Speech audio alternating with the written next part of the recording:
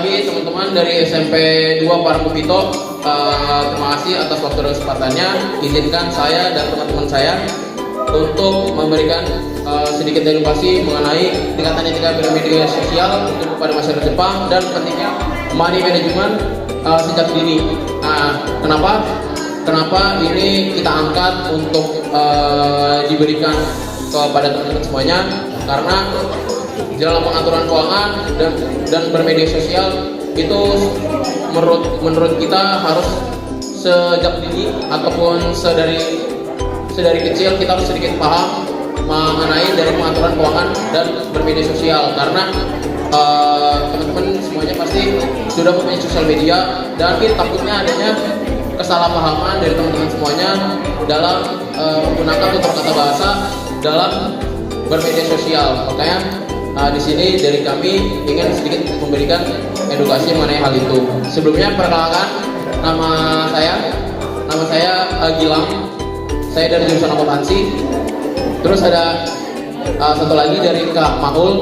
Kak Maul ini dari sastra Jepang. Terus yang kacamata itu namanya Kak Rio, itu dari teknik komputer. Kak Michael dari teknik komputer. Terus sebelahnya itu Kak Dia dari perkapalan. Dari perkapalan. Terus ada juga satu lagi Kak Rio. Mungkin dari teman-teman kelas 7 kemarin sudah dibantu sama Kak Rio dalam pembuatan Microsoft Excel. Kak Rio itu dari jurusan statistika. Oke, mungkin tanpa berlama-lama lagi, Kak Maul di waktu dan tempat dipersilahkan.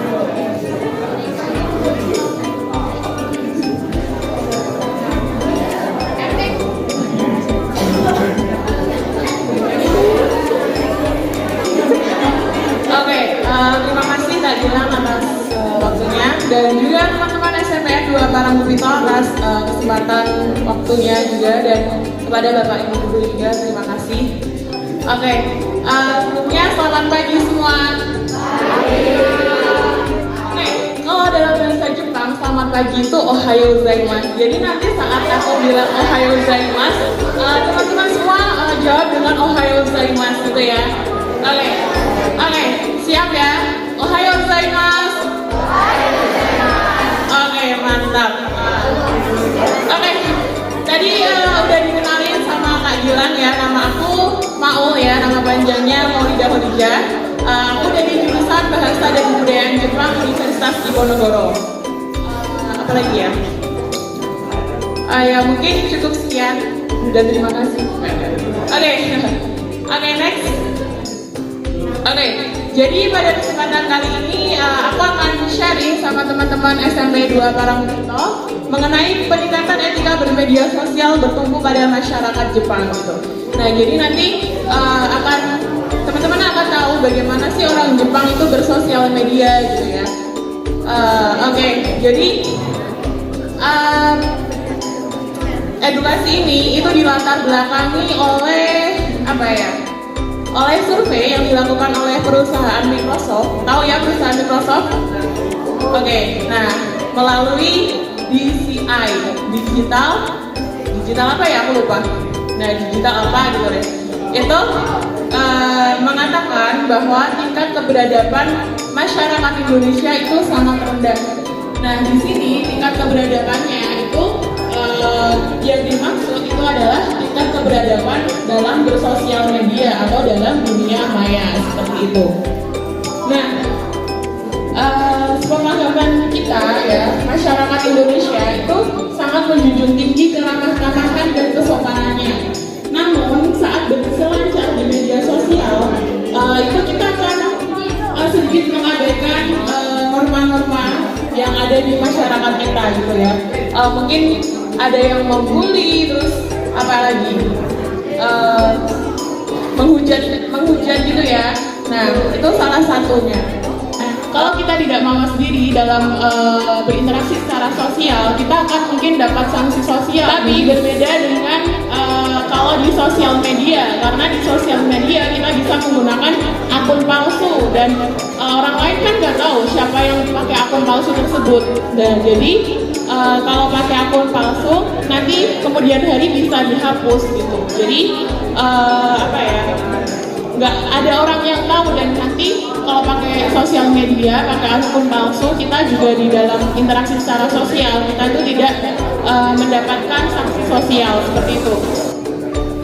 Nah, ini adalah contoh-contoh pelanggaran di media sosial ya. Jadi bisa dilihat sendiri itu banyak kasus ya. Dan ini yang di sini ini adalah sebagian kecil dari kasus-kasus yang ada di Indonesia, dan mungkin ada banyak kasus yang belum terungkap seperti itu. Nah, jadi mungkin kalau dibacain satu-satu akan menguras waktu. Jadi mungkin nanti kalau misalnya teman-teman ada waktu luang bisa dibaca-baca sendiri artikel mengenai pelanggaran ITE gitu ya. Next. Nah, ini adalah etika bermedia sosial yang ada di negara kita, di Indonesia ya. Yang pertama yaitu gunakan bahasa yang baik. Kedua, hindari penyebaran sara. Sara tahu ya, sara? Nggak tahu? Oke, sara itu adalah suku, agama, ras, dan yang satu apa? Ada yang tahu? Antar golongan, seperti itu ya. Nah, terus pornografi dan aksi kekerasan. Terus yang poin ketiga itu adalah cross check kebenaran berita. Yang keempat, menghargai karya orang lain. Dan yang terakhir yaitu jangan terlalu mengumbar informasi pribadi. Nah, oke, next. Nah, tadi poin 5 tadi kita jabarkan satu-satu ya. Yang pertama yaitu gunakan bahasa yang baik. Nah, ketika kita berselancar di media sosial, kita kan nggak tahu kita berinteraksi sama siapa dan umurnya berapa, kita kan nggak tahu. Nah, alangkah baiknya kita menggunakan bahasa yang baik dan benar serta jelas supaya tidak menimbulkan kesalahpahaman yang tinggi seperti itu. Nah, lalu kita juga disarankan untuk menghindari kata yang multitafsir, ya. Ada sebuah konten gitu, terus kita bilang, ih mulutku pedas gitu ya. Nah, itu pedas dalam artian perkataannya kejam, jahat atau gimana, tapi bisa diartikan juga sebagai makna pedas itu sendiri, yaitu rasa pedas seperti itu. Nah, oke, next. Nah, ini yang kedua tadi ya, hindari penyebaran sara, pornografi, dan aksi kekerasan. Nah, oke, konten sara, konten yang berhubungan dengan sara itu sangat sensitif ya teman-teman, karena nanti bisa menimbulkan konflik antar sesama seperti itu. Dan kita juga jangan mengupload video atau foto yang mengandung unsur pornografi, karena nanti kita bisa mendapat undang-undang ITE gitu ya. Dan juga kita disarankan untuk menyebarkan hal-hal yang positif saja. Terus kita juga tidak mengupload aksi kekerasan ya, karena di media sosial itu banyak sekali yang menggunakan, entah itu anak-anak, entah itu dewasa gitu ya. Nah, ketika kita mengunggah konten yang bertema aksi kekerasan, misalnya ada tawuran antar pelajar, terus ada kecelakaan yang diupload tapi korbannya tidak disensor, nah itu kan sensitif ya, maksudnya kita nggak tahu yang nonton itu entah anak-anak atau dewasa gitu. Nah, ketika yang nonton itu anak-anak, itu nanti dari anak-anak sendiri kan belum bisa memilih mana yang baik, mana yang benar. Nah, kalau misalnya kita mengupload yang hal-hal yang seperti itu, nanti bisa jadi dicontoh oleh anak-anak, padahal itu kan nggak baik gitu. Next. Nah, yang ketiga yaitu cross check kebenaran berita. Nah, di dalam media sosial kan banyak sekali informasi yang ada, dan kita nggak tahu kan itu informasi itu benar ataukah tidak benar, atau hanya mungkin untuk menjatuhkan nama baik orang lain gitu. Jadi kita harus waspada dengan berita yang ada di media sosial. Kemudian kita juga akan membagikan informasi tersebut. Kita harus mengecek kebenaran berita tersebut, apakah berita itu benar atau tidak gitu. Jadi nanti orang yang kita share itu tidak terperosok dalam berita yang hoax seperti itu. Next. Nah, Yang keempat ini biasanya dilakukan ya, yaitu harus menghargai karya orang lain.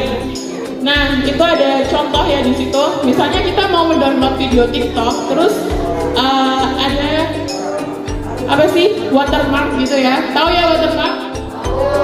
Nah, itu sebaiknya jangan dihapus karena itu sebagai bentuk kita untuk mengapresiasi atau menghargai karya orang lain seperti itu. Nah, oke, kan banyak juga tuh misalnya ada yang ngambil video dari YouTube terus diupload kembali ke TikTok tapi tidak mencantumkan channel YouTube tersebut. Nah, itu adalah contoh yang salah ya. Jadi kalau misalnya kalian mau mengambil entah itu foto atau video dari manapun itu dan bukan hasil karya kalian sendiri, itu sebaiknya kalian kasih apa ya, cantumkan sumber informasinya tersebut. Nah, terus jangan membiasakan diri untuk plagiasi. Jadi plagiasi, tahu ya plagiasi? Nah, ya plagiat. Nah, jadi kita jangan membiasakan diri untuk plagiasi karena plagiasi adalah perbuatan tercela ya. Oke, next. Nah, yang kelima yaitu jangan terlalu mengumbar informasi pribadi. Nah, kita dalam media sosial itu harus bijak dalam menyebarkan informasi pribadi karena kita tidak tahu yang berinteraksi dengan kita itu adalah orang yang baik atau orang yang jahat gitu kan. Nah, apalagi info mengenai alamat rumah atau nomor telepon gitu. Nah, karena kontak lain bisa menjadi informasi bagi mereka yang akan melakukan tindak kejahatan gitu. Jadi misalnya aku ngasih nomor teleponku, terus ternyata yang jadi inceran target itu adalah misalnya Mas Michael nih. Nah, jadi kita nggak tahu ya aksi kekerasan itu gimana gitu. Nah, oke, next. Nah, sekarang kita beralih ke negara sebelah ya. Kita beralih ke negara Jepang seperti itu. Nah, sebenarnya poin ini nyambung dengan poin 5 etika bermedia sosial yang dari Indonesia, yaitu bagaimana orang Jepang menyikapi privasi dan sosial media gitu ya. Nah, oke. Jadi salah satu ciri khas budaya Jepang adalah menjunjung tinggi privasi orang lain seperti itu. Nah, bahkan dalam kehidupan kita tidak boleh memberikan sosial media orang lain kepada orang lain gitu ya, kepada teman gitu. Misalnya nih, aku sama Mas Michael kan, terus ada kamu misalnya. Nah, kamu tuh misalnya naksir sama Mas Michael gitu kan. Nah, terus kamu minta ke aku nomor Mas Michael gitu kan. Nah, itu kalau di Jepang itu nggak boleh karena informasi pribadi Mas Michael meliputi nomor telepon itu adalah privasi yang memang harus dijaga seperti itu. Dan bahkan ada suatu cerita. Jadi teman saya itu pergi ke Jepang gitu ya, kakak tingkat saya. Nah, ke Jepang, terus dia udah berkeluarga, udah punya anak. Nah, di sana itu suatu hari teman saya ini mengajak anaknya ke taman gitu. Nah, terus di taman itu kan mereka bertemu dengan orang banyak. Salah satunya adalah orang Jepang yang membawa anaknya juga gitu. Nah, terus anaknya teman saya dan anaknya teman dari Jepang itu bermain bersama.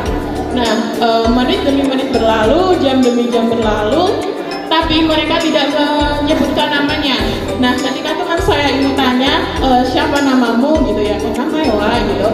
Nah, itu dia menggeleng, terus ditanya lagi sama temanku, kenapa gitu. Terus anak itu lari ke mamahnya, terus tanya, seakan kayak bertanya gini, "Mah, boleh gak sih aku ngasih tahu namaku kepada orang itu?" gitu. Karena di Jepang itu memang ada pola asuh yang tidak memperbolehkan menyebutkan nama orang kepada nama sendiri kepada orang yang baru atau yang belum dikenal gitu ya, alias orang asing seperti itu. Nah, terus pertanyaannya, kenapa sih gitu? Padahal cuma ditanyain nama doang, pelit banget gitu kan. Nah, emang orang Jepang tuh sangat menjaga privasi dan pola asuh yang seperti itu tuh banyak diterapkan gitu. Terus apa sih hubungannya cerita tersebut dengan sosial media gitu ya. Nah, suatu hari ada temanku yang mau berwisata ke Jepang dan tanya, boleh gak sih aku tuh memfoto sedang di jalan di Jepang gitu biar kelihatan aku tuh lagi di Jepang banget gitu. Terus ada lagi yang bertanya, misalnya aku lagi makan sushi di restoran, terus tanya gini, boleh gak sih aku ngefoto restoran tersebut tapi orang-orang yang Jepang yang lagi makan sushi itu juga kelihatan biar kelihatan lagi di Jepang gitu. Nah, poin tersebut, poin tentang privasi itu akan kita bahas lebih lanjut di next slide. Nah, berikutnya adalah etika bersosial media masyarakat Jepang di era milenial. Yang pertama yaitu menutup wajah anak dan pasangan. Yang kedua, menutup wajah orang yang tidak kita kenal. Yang ketiga, menghormati hak privasi orang lain. Yang keempat, tidak men-tag lokasi pribadi. Dan yang kelima, izin jika akan mengunggah data seseorang ke sosial media. Nah, poin ini juga akan kita bahas satu persatu seperti itu ya. Oke, yang belakang siap? Oke, lanjut. Nah, ini adalah yang pertama, yaitu menutup wajah anak dan pasangan. Nah, sosial media itu kan luas. Nah, berdasarkan pengalaman saya mengamati cara orang Indonesia bersosial media dan cara orang Jepang bersosial media, itu salah satunya di bedanya itu ada di poin pertama ini. Karena biasanya artis-artis di Indonesia itu justru mengumbar muka anaknya di media sosial gitu ya. Contohnya tuh kayak Cipung gitu-gitu ya. Nah, kalau orang Jepang itu biasanya cenderung untuk memilih menutup anaknya gitu, karena untuk melindungi privasi dari keluarganya. Salah satunya yaitu seperti yang ada di gambar, itu saya ambil dari Instagram hero_mizushima_official. Nah, itu beliau ini memotret anak atau pasangannya dari belakang atau dari samping. Jadi benar-benar muka dari anaknya itu tidak kelihatan. Atau juga di salah satu fotonya itu kayak misalnya muka nih, terus ditutupin rambut gitu loh. Jadi mukanya nggak kelihatan. Kalau enggak misalnya pakai daun, ditutupin daun gitu mukanya, jadi nggak kelihatan. Nah, yang kedua adalah menutup wajah orang yang tidak kita kenal. Nah, pernah nggak sih kalian tuh foto di tempat umum gitu, terus tiba-tiba ada orang yang lewat, terus orang tersebut masuk ke dalam frame foto kita. Nah, itu kan mengganggu juga ya. Nah, di Jepang itu kayak gitu biasanya itu di blur gitu ya, kalau nggak ditutup pakai stiker lucu seperti itu. Nah, seperti yang terlihat pada gambar ya, itu yang satu yang pakai baju biru itu di blur, tapi orangnya yang pakai baju putih itu tidak di blur gitu ya. Nah, kalau biasanya di Indonesia itu misalnya ada foto kayak gitu bisa jadi dijadikan meme, tahu meme ya? Nah, seperti itu. Tapi kalau di Jepang karena sangat menghargai privasi orang lain dan keluarganya, jadi kalau ada orang lain yang masuk ke frame foto kita itu di blur atau enggak ditutup pakai stiker yang lucu-lucu gitu. Kalau misalnya memang mau foto bersama, itu bisa dilihat seperti yang saya sebelah kanan, yaitu pakai masker, jadi mukanya agak kelihatan seperti itu. Oke, next. Nah, yang ketiga yaitu menghormati hak privasi orang lain. Nah, poin ini nyambung dengan poin yang nomor 1 tadi, yang menutup wajah anak dan pasangan. Karena kalau misalnya kita ada orang atau artis yang memang maunya memfoto anak atau keluarganya dari samping atau enggak dari belakang, itu kita harus menghargai. Dan komenan-komenan yang saya lihat di Jepang ya, itu nggak kelihatan ya. Nah, yang sebelah ini sebenarnya tuh kayak anaknya cepet gede ya, terus apalagi ya, kapan main film lagi kayak gitu. Jadi nggak ada tuh komenan yang kayak menjurus gini, hadapin kamera dong anaknya, pasti cakep nih kayak bapaknya. Itu tuh nggak ada. Jadi kayak ya benar-benar mereka menghargai privasi orang lain gitu. Dan kita juga bakal risih nggak sih misalnya kita udah maunya gini tapi dikepoin gitu-gitu kan, pasti risih juga kan. Nah, kayak gitu. Oke, next. Nah, yang keempat yaitu tidak men-tag lokasi pribadi. Nah, saking orang Jepang menjaga privasi, terutama di tempat-tempat yang biasanya diakses dalam kehidupan sehari-hari seperti rumah, sekolah, kantor, kantor dan lain sebagainya, itu biasanya tidak memberikan tag lokasi pada postingannya gitu ya. Biasanya kalau orang Indonesia, biasanya kalau misalnya lagi di rumah atau di mana, biasanya kan tag lokasi digunakan kan. Nah, berbeda dengan orang Jepang yang tidak menggunakan tag lokasi seperti itu. Nah, tapi lain halnya dengan ketika foto tersebut diambil di tempat wisata. Nah, ketika di tempat wisata, tag lokasi itu digunakan selain karena memang diakses oleh banyak orang umum gitu ya. Itu juga biar untuk apa ya, sebagai branding wisata tersebut juga gitu. Next. Nah, dan yang terakhir, izin jika akan mengunggah data seseorang ke sosial media. Nah, misalnya kita akan memberikan nomor telepon kita ke orang lain gitu. Telepon teman kita ke orang lain gitu. Pasti kan tempatnya akan risih kan kalau misalnya tiba-tiba ada orang yang chat terus padahal liatnya tuh nggak kenal. Jadi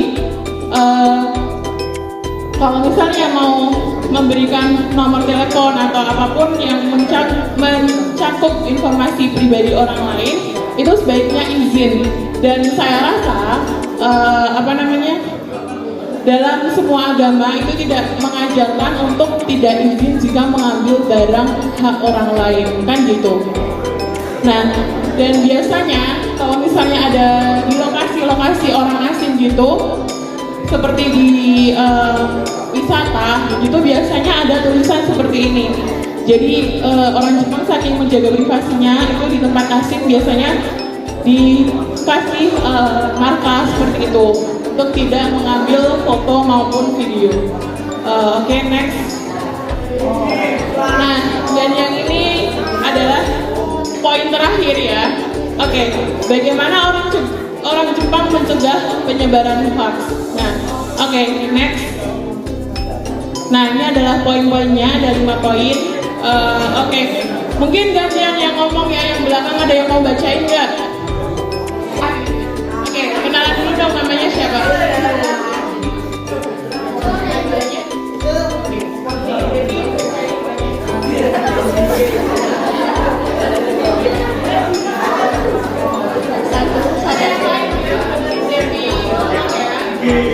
Satu, sadarilah bahwa konten yang tertulis akan dilihat orang lain. Konfirmasikan tentang mengungkapkan seperti publik, pribadi, hanya teman dan lain-lain. 2, jangan memposting ataupun yang mengekspor atau menghina privasi orang lain. 3, jangan memposting hal yang tidak diketahui kebenarannya. 4, periksa kembali keabsahan informasi yang akan diunggah. Unggahan dan komentar yang ceroboh dapat menyebabkan situasi yang tidak terduga, yang dapat menyebabkan pelanggaran sanksi sosial yang merugikan pihak lain. 5, berhati-hatilah ketika mengisi informasi pribadi. Berhati-hatilah terhadap email yang meminta Anda memasukkan informasi pribadi. Ada kasus di mana hanya menyampaikan sesuatu seperti email orang lain ke teman telah menjadi kejahatan seperti pelanggaran privasi atau fitnah. Anda yang tertanggung jawab atas apa yang Anda katakan. Perhatikan baik-baik aturan dan tata krama. Oke, terima kasih Devi. Nanti silahkan menghubungi saya ketika sesi ini sudah berakhir ya. Oke, next. Nah, mungkin ada pertanyaan dari yang kakak sampaikan tadi. Tapi sebelum berakhir, untuk mengetes kepemahaman kalian dengan materi yang aku sampaikan tadi, aku mau bertanya kepada teman-teman. Nanti yang bisa menjawab silahkan maju ke depan gitu ya. Nah, pertanyaannya, oke, tenang ya. Oke. Nah, pertanyaannya, 5 poin yang orang Jepang lakukan untuk menyikapi media sosial dan privasi tadi apa aja, bisa disebutkan? Yuk, maju ke depan.